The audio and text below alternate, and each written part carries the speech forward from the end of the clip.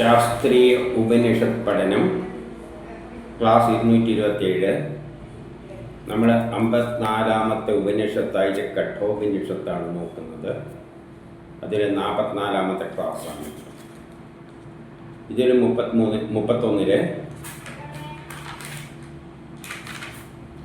13 മുതൽ 17 വരെയുള്ള മന്ത്രങ്ങളാണ് നോക്കുന്നത്. ഇത് പരമാത്മാവിൻ്റെ പ്രാപ്തിക്ക് വേണ്ടി നമ്മൾ ചെയ്യേണ്ട കാര്യങ്ങളാണ്. ആർക്കാണത് ചെയ്യാൻ പറ്റുക? നമ്മുടെ കർമ്മങ്ങളെല്ലാം ഈ ജീവിതത്തിലും ഇനിയുള്ള ജീവിതങ്ങളിലും തീർന്നവർക്ക് മാത്രമേ ബ്രഹ്മസാക്ഷാത്കാരം സാധിക്കുകയുള്ളൂ. നമ്മൾ സൃഷ്ടിച്ചിരിക്കുന്ന ഓരോ കർമ്മം ചെയ്യാനാണ്. അത് ചെയ്തു തീർക്കുക. അത് ഭൗതിക ലോകം. അടുത്ത ജന്മത്തിലും വേണ്ടിക്കില്ല, അത് അടുത്ത ജന്മത്തിലും ചെയ്തു തീർത്തേ പറ്റും. വേറെ വഴിയൊന്നുമില്ല. തീർന്നു കഴിയുമ്പോഴാണ് പിന്നെ നമുക്ക് ഒരാഗ്രഹങ്ങളും ഉണ്ടാവില്ല. ഓട്ടോമാറ്റിക്കായിട്ട് ബ്രഹ്മസാക്ഷാത്കാരത്തിലേക്ക് പോകാം. അപ്പോൾ ചെയ്യേണ്ട കാര്യങ്ങളാണ് ഇവിടെ പറയുന്നത്. 13 പറയുന്ന ബുദ്ധിമാന്മാരെ വാക്ക് മൂല ഇന്ദ്രിയങ്ങളെ വാക്കെന്ന് പറഞ്ഞാൽ വായ, സംസാരിക്കുന്നത് നിർത്തണം. കാണുന്നത്, കേൾക്കുന്നത്, തൊട്ടുനോക്കുന്നത്, രുചിക്കുന്നത്, ഇതെല്ലാം ബാഹ്യ വിഷയങ്ങളിൽ നിന്നും പിന്തിരിച്ച് മനസ്സിലൊതുക്കണം. മനസ്സ് സ്ട്രോങ്ങായി വെച്ചിട്ട് എനിക്കൊന്ന് കാണുകയും വേണ്ട, കേൾക്കുകയും വേണ്ട, സംസാരിക്കുകയും വേണ്ട, രുചിക്കുകയും വേണ്ട, സ്പർശിച്ചു നോക്കുകയും വേണ്ട, ഒന്നും വേണ്ട. ഈ അവയവങ്ങളുടെ ആവശ്യം എനിക്കില്ല, എനിക്കൊട്ട്. കാരണം ഇതിലൂടെയാണ് നമ്മൾ ഭൗതിക ലോകവുമായിട്ട് ബന്ധപ്പെടുന്നത്.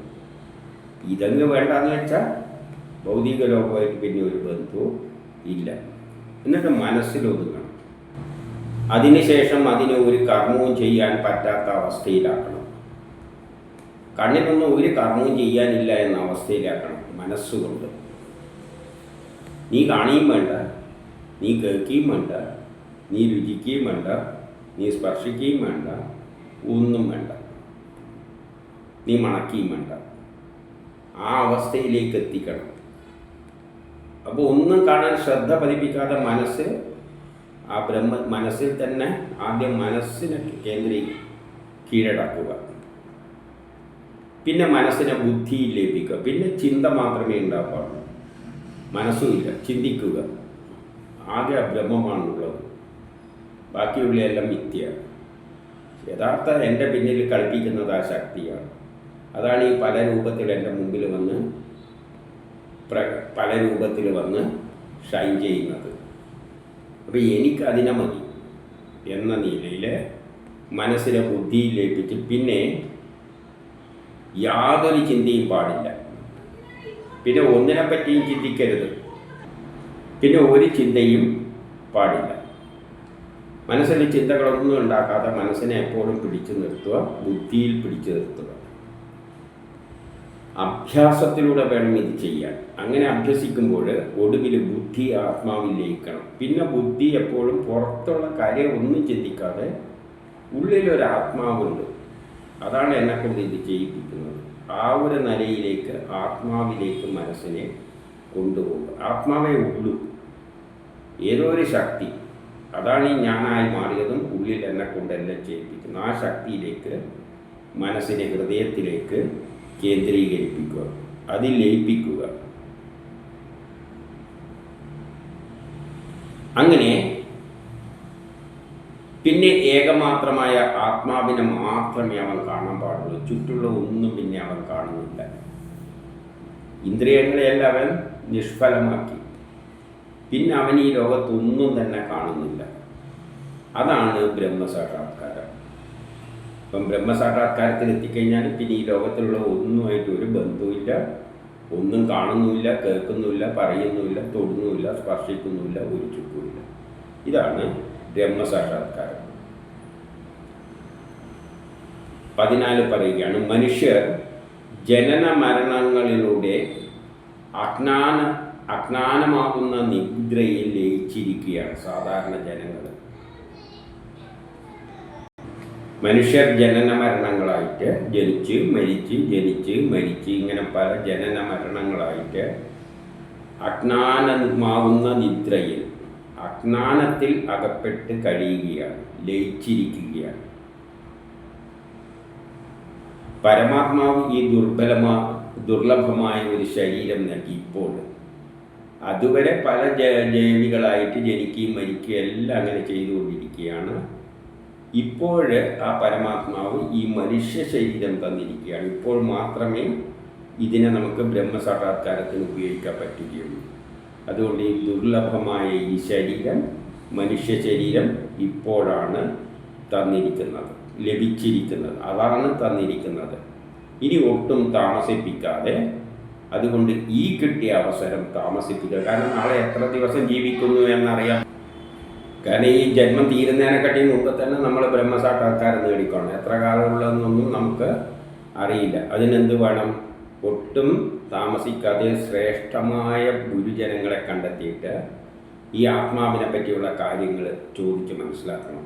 ഈ വിരക്തിയെപ്പറ്റി, എല്ലാം വിട്ടെറിഞ്ഞ് പോകേണ്ടതിനെ പറ്റി, കുടുംബത്തെ ഉപേക്ഷിക്കേണ്ടതിനെ പറ്റി, എല്ലാറ്റിനും ആ വിഷയങ്ങൾ ഗുരുവിൽ നിന്ന് നേടണം. അതിലേക്കുള്ള വഴിയും അവരിലൂടെ തന്നെ നേരണം. അങ്ങനെ പറ്റിയ ഗുരുക്കന്മാരെ കണ്ടിട്ട് അവർ പറഞ്ഞു തരും. അല്ലാതെ കുറേ കഷ്ടമാണ് എന്ന് പറയണം. ഒറ്റക്കത് മനസ്സിലാക്കിയിട്ട് പോകാൻ വളരെ പ്രയാസമാണ്. അതുകൊണ്ട് അതിനെപ്പറ്റി പറയാൻ കഴിവുള്ള ഗുരുവിനെ കണ്ടെത്തിയിട്ട് അവരോട് കേട്ട് മനസ്സിലാക്കണം. അല്ലാതെ ദുഷ്കരമാണ്. ആ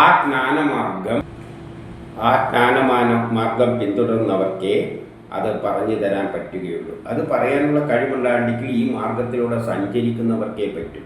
ബ്രഹ്മസാക്ഷാത്കാരത്തിൽ നീങ്ങുന്നവർക്ക് മാത്രമേ ഇത് പറഞ്ഞു തരാൻ പറ്റുള്ളൂ. അല്ലാതെ ആത്മീയ പ്രഭാഷണമൊന്നും നടത്തുന്നവർക്കൊന്നും അത് ഉപദേശിക്കുക. അവർ നാട്ടുകാരെയും വീട്ടുകാരെയാണ് പറയുക. അവിടുത്തെ പോയിരുന്നു കഴിഞ്ഞാൽ ഉള്ള ബുദ്ധിയും ഉള്ള കോൺസെൻട്രേഷനും പോകും. അതുകൊണ്ട് അവിടെയൊന്നും പോകരുത്. ഈ വഴിയിൽ എല്ലാം വിട്ടിട്ട് പോകുന്ന ആത്മീയവാദികളായ ഗുരുക്കന്മാരെ കണ്ടെത്തണം. എന്നിട്ട് 15 പറയാണ്, ആ പരമാത്മാവ് ഗന്ധം, ശബ്ദം മുതലായ കാഴ്ച ഇതുകൊണ്ട് ഇന്ന് മുതലായ പ്രാകൃത രീതിയാൽ ഗ്രഹിക്കുവാൻ ആകില്ല. അത് കണ്ണുകൊണ്ടോ മൂക്കൊണ്ടോ ഒന്നും ആ നിർഗുണമായ ആ ബ്രഹ്മത്തെ മനസ്സിലാക്കാൻ പറ്റില്ല. അതിനുള്ള ഒരു ഉപകരണം ഇന്ന് അവൈലബിൾ അല്ല. നമ്മളെ പഞ്ചേന്ദ്രിയങ്ങൾ കൊണ്ടൊന്നും അതിനെ മനസ്സിലാക്കാൻ പറ്റില്ല. ഇന്ദ്രിയങ്ങൾക്കൊന്നും അതിൻ്റെ അടുത്തെത്താൻ പോലും പറ്റില്ല. കാരണം അത് അത്രയും രൂപവും ഭാവവും ഇല്ലാതെയാണ്. ഇന്ദ്രിയങ്ങളെ കൊണ്ട് കാണിക്കൽ എന്തെങ്കിലും ഒരു രൂപവും ഭാവവും എല്ലാം വേണം. ഒന്നുമില്ലാതെ എങ്ങനെയാണ് തിരിച്ചറിയുക? രൂപമില്ല, ഭാവവുമില്ല, അളവുമില്ല, ഒരു ചുക്കും ഇല്ലാതെ എങ്ങനെയാണ് തിരിച്ചറിയുക? നമ്മൾ അവയവങ്ങൾ കൊണ്ടൊന്നും അതിനെ മനസ്സിലാക്കാൻ പറ്റില്ല. ഇന്ദ്രിയങ്ങൾക്കും ഒന്നും അവിടെ എത്താൻ പറ്റില്ല. അതിൽ നിന്നും അതീതനാണവൻ, അവിനാശി. അവന് നാശമില്ല, അവന് ആദിയില്ല, അന്തവും ഒന്നുമില്ല, അതിന് പരിധിയൊന്നുമില്ല. ജീവാത്മാവിനെക്കാട്ടിയും നമ്മുടെ ജീവൻ, ഞാനെന്ന ആ ഒരു ജീവാത്മാവിനെക്കാട്ടിയും ശ്രേഷ്ഠനാണ് അവൻ. അവനെ അറിഞ്ഞവൻ മനുഷ്യന്. അതിനെ സ്വയം മനസ്സിലാക്കാൻ ശ്രമിച്ചത് മനസ്സിലായി കഴിഞ്ഞാൽ പിന്നെ അവന് ജനന മരണമില്ല. അതായത് അതിൽ ലയിച്ചു കഴിഞ്ഞാൽ പിന്നെ പുനർജന്മമൊന്നും അവന് ഇല്ല. എന്നിട്ട് 16 പറയുകയാണ്, നചികേതസിന് നൽകിയ ഉപദേശം ഇതൊരു പുതിയ കാര്യമൊന്നുമല്ല. പണ്ടത്തെ ഋഷികൾ പോലും പണ്ട് കാലത്ത് ബുദ്ധിയുള്ളവർ അതെല്ലാം ഗ്രഹിച്ചിട്ട് ഉപദേശിച്ചിട്ട് ബ്രഹ്മപ്രാപ്തിയെല്ലാം നേടിയിട്ടുണ്ട്.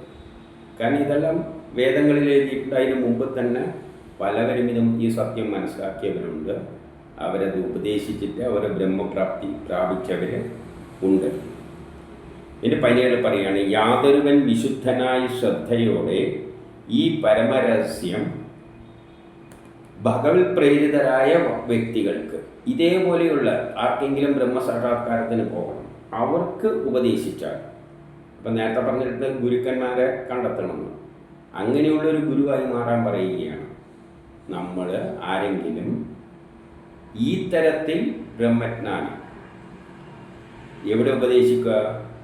ഭക്തർക്ക് ഉപദേശിച്ചു കൊടുക്കുക, അല്ലെങ്കിൽ ബ്രാഹ്മണ സദസ്സുകളിൽ പറഞ്ഞു കൊടുക്കുക. കൊടുത്താൽ അവർ അനന്തമായ ഫലം ലഭിക്കുന്നു. എന്നാൽ അവർക്ക് അറ്റമില്ലാത്ത ഫലം. അവർക്കെന്താ ആവശ്യം?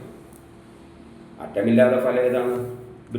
ബ്രഹ്മത്തെ പ്രാപിക്കും. ബ്രഹ്മത്തിന് അറ്റമില്ല, അതിൻ്റെ കഴിവിനും അറ്റമില്ല. അതുകൊണ്ട് അത് പ്രാപിക്കുന്നു പറയുന്നതാണ് അറ്റമില്ലാതെ ഫലം ലഭിക്കും എന്ന് പറയുന്നത്.